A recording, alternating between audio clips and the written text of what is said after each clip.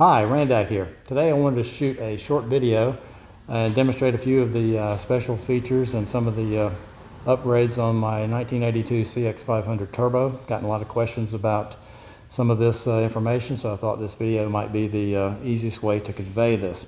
First of all, this bike has had a very interesting and nice history, lots of great owners over the years. I came by this bike via my friend J.R. Luxick of Clinton Township, Michigan.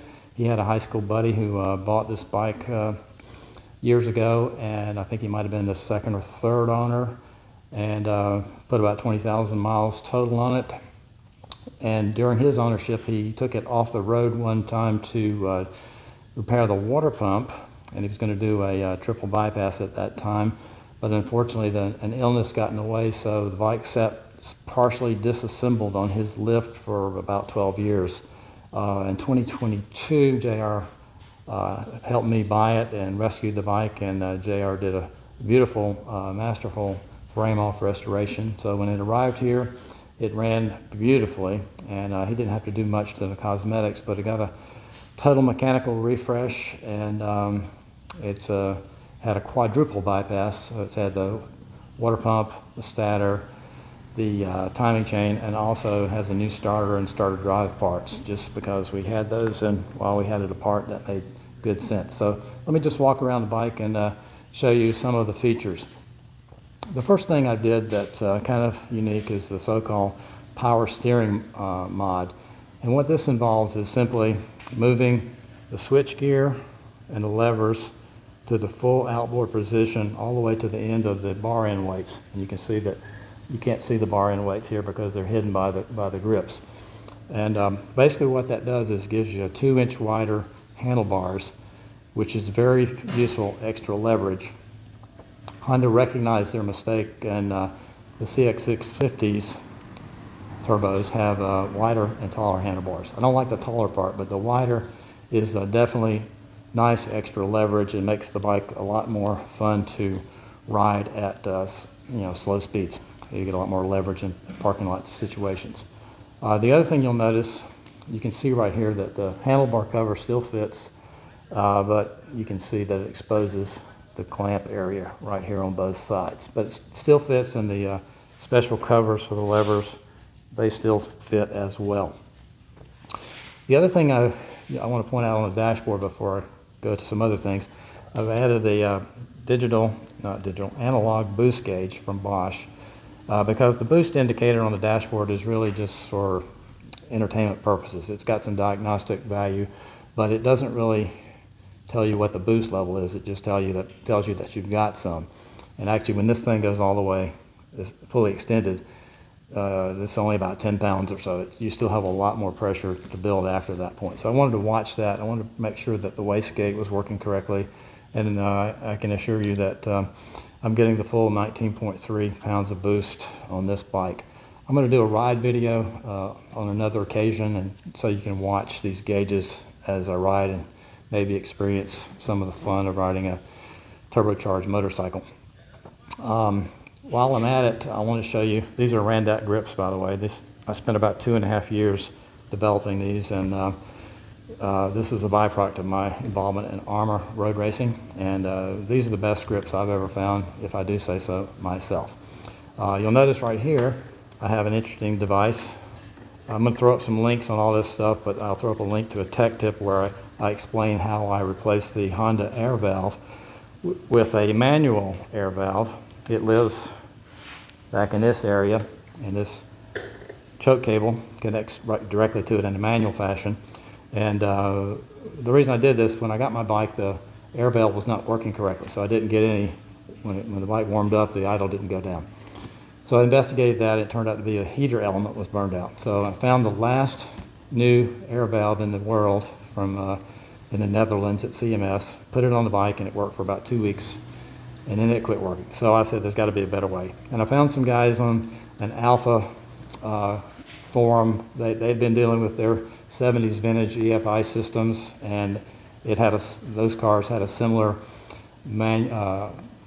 electromechanical air valve that was not controlled by a computer, but it was controlled by heat, and they didn't work very well either. So they discovered this solution that I implemented. It's basically a manual air valve.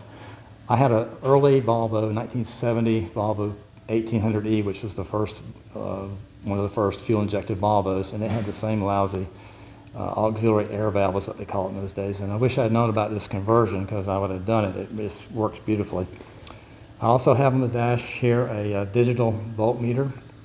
When I first wired it up, I hooked it to the back of the instrument cluster. You can't really see it, but down there are some terminals that are on the back of the cluster, and they give you really convenient access to 12 volts and a ground.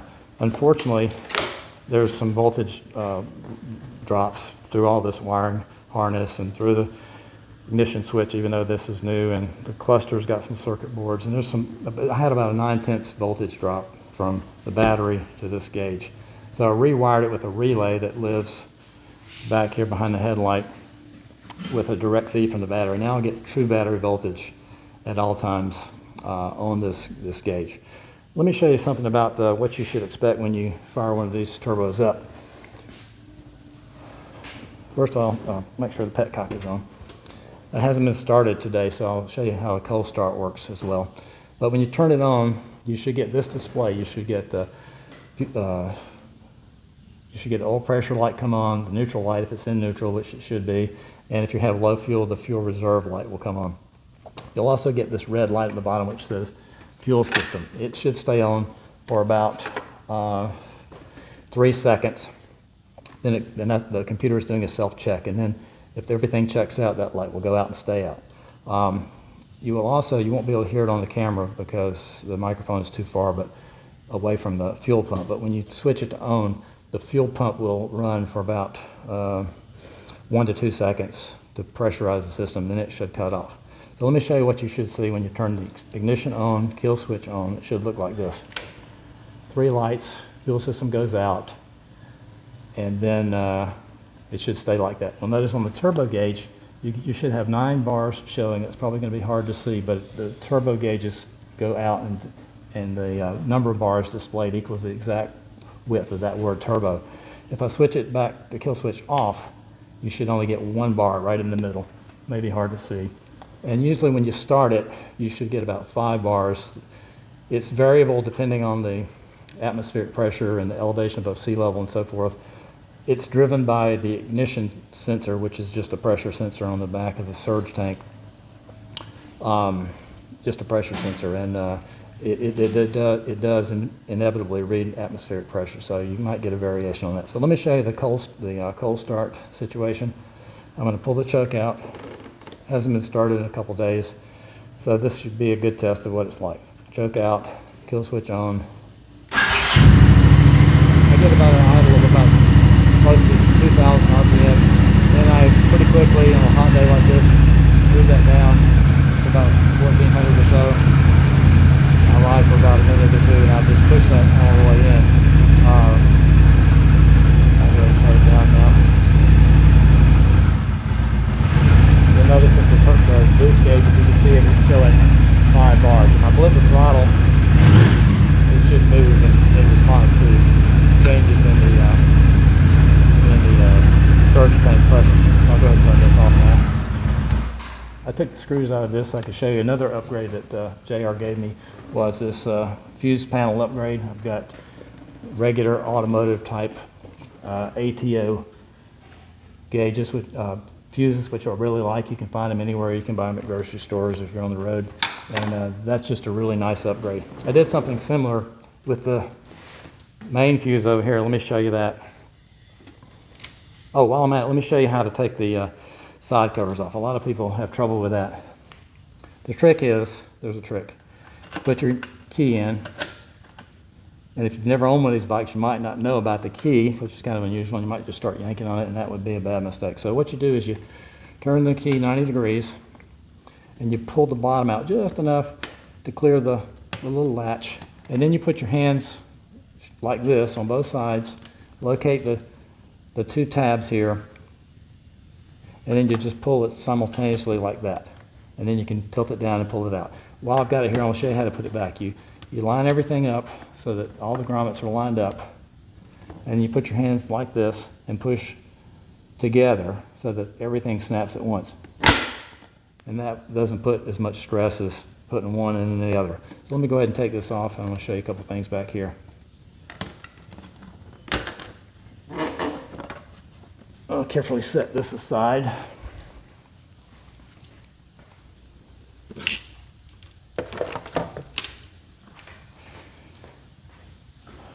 I did a similar ATO master fuse upgrade right here. It's real simple. You just take out the glass fuse that lives here, get you one of these guys, put some crimp some eyes on the end, and that's a very vibration proof, easy to replace if you have it. I carry spare fuses here for all the different fuses on the bike. This is the pigtail for the battery maintainer. The other thing I want to talk to you about is when I got the bike, it ran great above 3,000 RPMs, but it was just horrible below that speed. It had glitches and burps and hesitations, and if it were a carbureted bike, you'd say, golly, it's got a lean off idle situation. And what it was, did some research and testing, and it turns out that this setup that Honda came up with has a bunch of sensors. It has a PV sensor, which is basically a manifold absolute pressure, a MAP sensor. It has an ignition sensor, it has a pressure sensor, it has an atmospheric pressure sensor, it has speed sensors, it has a throttle position. This one right here, this is the PB sensor. No, this is the replacement. This is the Honda original PB sensor. And that's a nice robust unit, and it worked well for 40 plus years. But when I tested it, it was in spec on a static basis, but in service when the bike was running, it was still in spec, but it was sluggish to respond, and that sluggishness, kind of arthritic condition, made it the fuel calibration had gotten out of whack. So here's some very smart guys in the Netherlands that belong to a club called the HFTC, Honda First Turbo Club.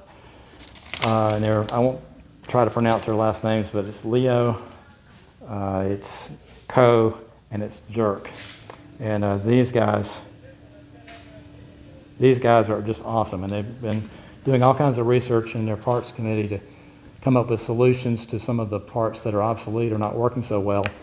And this is one of their best discoveries. They discovered that this sensor right here, which is a Denso product, it's a ubiquitous part. It's found on many Suzukis. If you replace the Honda sensor with this sensor, it solves all of those low speed glitches that I was having. I liked it so much that I came up with my own harness that makes this a plug and play operation, and you just instead of having to butcher the wiring harness, you just click it in like that. I have a version for this for the PB, and also the identical P1. The Denso also replaces the P1. The wiring harness that I sell is just a little different length and has different wire colors. I also came up with this product, which is a fuel pump harness, so that you can install one of these aftermarket pumps. This one I tested on the bike, works great. The funny thing about these pumps is that they will run in either direction. If you wire them up backwards, they'll run, but they won't pump fuel. So the great thing about this harness that I came up with is that it's got the correct connector with a latch, correct wiring colors, and the positive is red and the negative is black on these little terminal covers, so it's kind of idiot proof. The other thing while I'm over here that I put on my bike is this upgraded voltage regulator, combination voltage regulator and rectifier.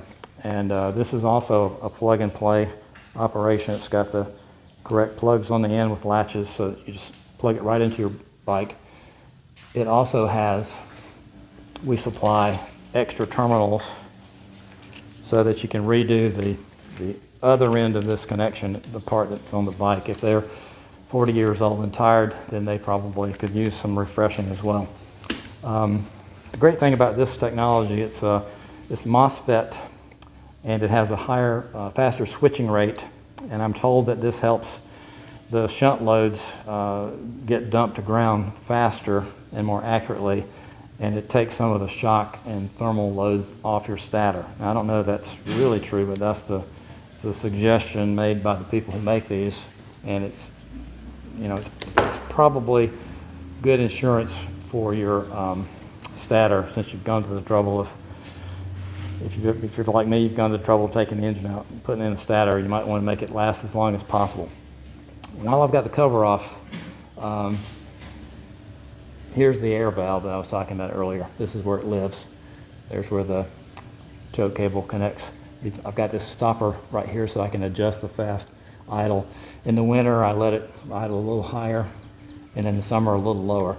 That's a convenient way to adjust the max fast idle. It just connects to the bottom of the stock reed valve assembly. You have to retain the reed valve, otherwise you'll get a cross feed between the cylinders and an irregular idle, so that's important to keep that. The other thing I wanted to show you that's really cool on my bike, I've got this fork brace, which was created by some guys in Italy.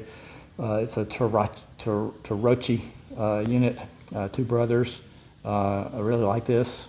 As you may know, the 650s had this supply built in by Honda, but the 500s didn't have this, and it's a really nice addition. Unfortunately, these guys have gone out of business. They tried to have the next generation take over, but apparently they didn't have much interest, so I was able to snag one of the last of these that exist in the world. So I think those are the main features I wanted to cover today.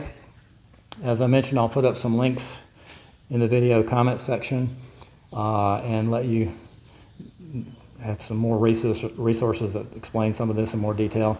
And as I mentioned, I probably will do a ride video so you can watch the turbo gauge.